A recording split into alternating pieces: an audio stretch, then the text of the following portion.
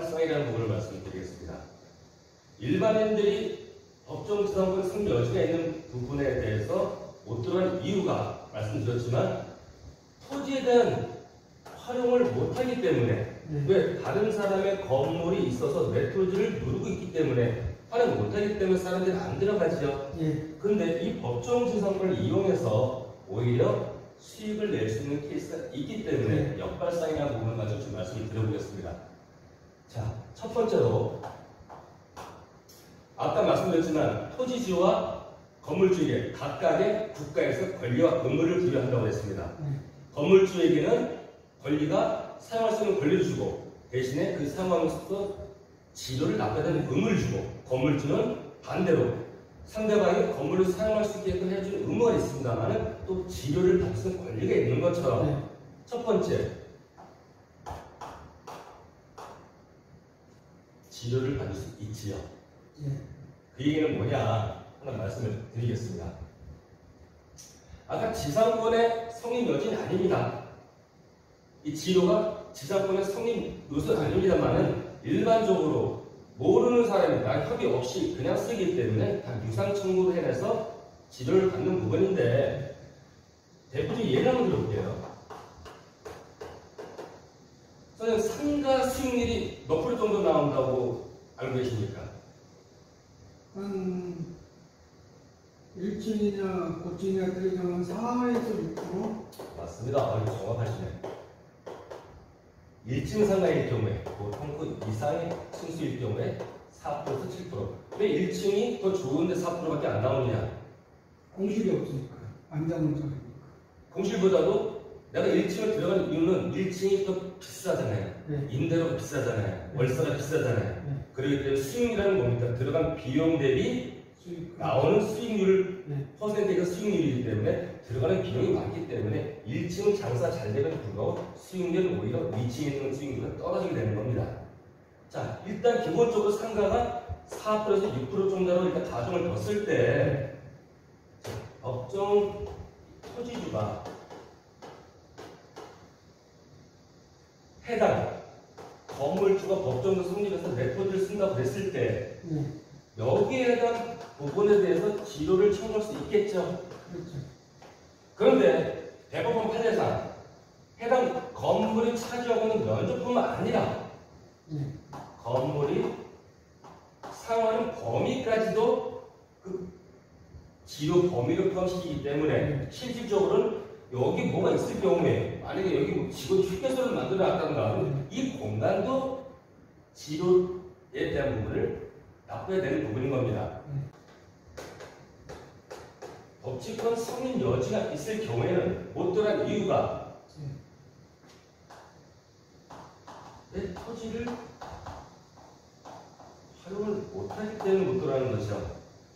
그렇죠? 근데 지금 이 상가 수익률을 말씀드렸다시피 내가 갖고 있는 토지에 상대방의 건물이 쓰는 면적뿐만 아니라 일정한 사용 범위까지도 나한테 지료를 준다 그러면 역으로 한번 상가와 한번 비교를 해볼게요. 이 상가라는 거는 지금 이 수익률이 4%에서 7%까지 나왔다고 말씀드렸습니다만은 이건 어느 때 발생이 되는 거죠? 공실이 없으니까. 그렇죠. 임차인이 들어왔을 경우에 수익률이 나오는 거지 공실일 경우에 수익률 자체가 없는 거죠. 오히려 건물주가 오히려 관리비까지 내야 되는 더 마이너스가 되는 상황인 거죠. 그 내가 또 상가 세입자를 둠으로써 수익률은 나와. 근데 또 어떤 부분이 있죠? 다툼이 작지요. 임차인하고 왜? 임차료에 대한 부분, 월세에 대한 부분을 지료 증감 청구권에 의해서 올려라 말아라 라는 부분으로 다툼의 소지가 많지요. 그리고 실질적으로 상가에 입점한 세입자가 관리비는 월세를 냅니다만은 별도로 이 상가 건물주는 임차료로 받은 관리비를 가지고 이걸 유지하는 데 있어서 충분합니까? 관리비 갖고는 충분하지 못합니다. 그래서 상가 건물주는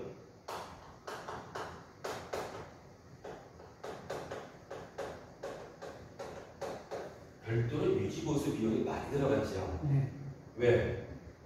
건물은 감가상각이 심하기 때문에 그걸 오래도록 경과 유지하기 위해서 별도로 임차되는 관리비는 청소비라든가 뭐 이런 정도의 어떤 나름대로 그런 부분인 걸 실제로 유지 보수하는 데 있어서만큼은 상가주인이 별도로 또 추가를 해야 되는 부분이 있습니다. 근데 말이에요. 별도로 내가 토지주야. 내가 누군지 모르는 사람의 건물을 쓰게 한 상황이야. 이 사람이 토지주가 이 건물주의 이런 부분을 신경 쓸 필요가 있습니까 없습니까? 신경 쓸 필요가 없죠. 건물이 내 건물이 아니니까 네. 신경 쓸 필요가 없지요. 그렇죠. 토지주 입장에 뭐만 받으면 되는 거죠? 치료만 받는 그 지료만 따박따박 받으면 되는 겁니다. 그리고 기본적으로 이런 지료라는 부분에서 판례가 있는데 기본적인 판례입니다. 네. 물론 플러스 마이너스가 있습니다만은 일단은 녹지 지역 같은 경우는 지료가요. 네. 3%, 주거 지역은 5%, 상업 지역은 7% 정도의 판례가 존재하고 있습니다. 다시 말씀드리면 플러스 마이너스가 존재합니다. 입지에 따라서 물론 상황은 달라질 수 있는 부분이고요. 그렇다 그러면은 아까 해당 상가라는 상업 지역에 있는 부분들인 거죠. 예. 그렇죠. 그랬을 때 이 대비했을 경우에도 최고 높은 게 7%라면 법원에서 판단했을 때 이 7%라면 적은 수치입니까? 높은 수치입니까? 해볼만 하네요. 해볼만 한 거죠. 해볼만 하면 또 신경 안 쓰고 네. 다툼 없이 그냥 받을 수 있는 거죠. 네. 이거는 이런 부분들은 수익률이 얼마 나오겠다라고 임차인이 들어갈 때 대충 수익률을 따지고 들어갑니까? 그냥 무조건 들어가 장사하는 겁니까?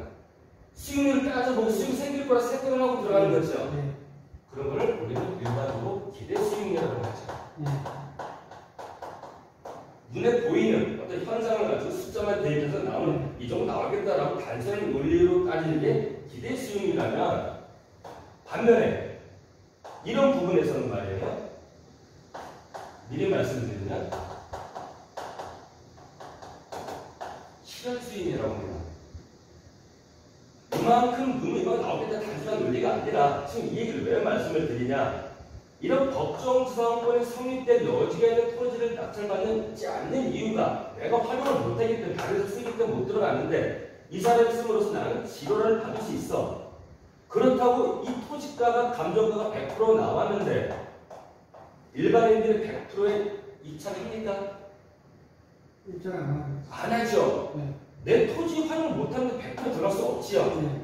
그러기 때문에 유찰을 해서 기본적으로 입지가 좋은 것 같은 경우도 50% 선에서 될까 말까인 겁니다. 사실은 더 떨어집니다. 토지 특성상 토지는 많이 떨어져요. 하물며 법정지상 승인 여지가 있으니까 더 떨어지는데 지금 제가 얘기한 건 최고 입지가 좋은 곳으로 한번 예를 들어볼게요. 이런 곳에서 제가 만약에 100% 감정가가 나온 부분에서 내가 50%의 낙찰을 받게 된다 그러면 토지주가 되는 거죠. 예. 잔금 납부하고 토지주가 되는 거죠. 예. 이때 이걸 가지고 실현 수익률을 다시 보충 설명드릴게요. 이 실현 수익률은 이 기대 수익률은 아까 말씀드렸지만 이 건물주가 나한테 상가가 보통 이런 데 부분인데 법원 지료 결정 판결에 의하면 보통 이런 부분이라면 나는 100% 받았을 때 7%의 수익률이 나오지만 역시 빠르십니다. 실현 수익률이 어떻게 된 거죠? 내가 50%에 받았다 그러면은 실질적으로는 효과는 7%가 아닌 14%의 효과가 나는데 이 법정상 지수를 통해서 실현 수익률 되는 부분이 이렇게 올라가는 부분인 겁니다.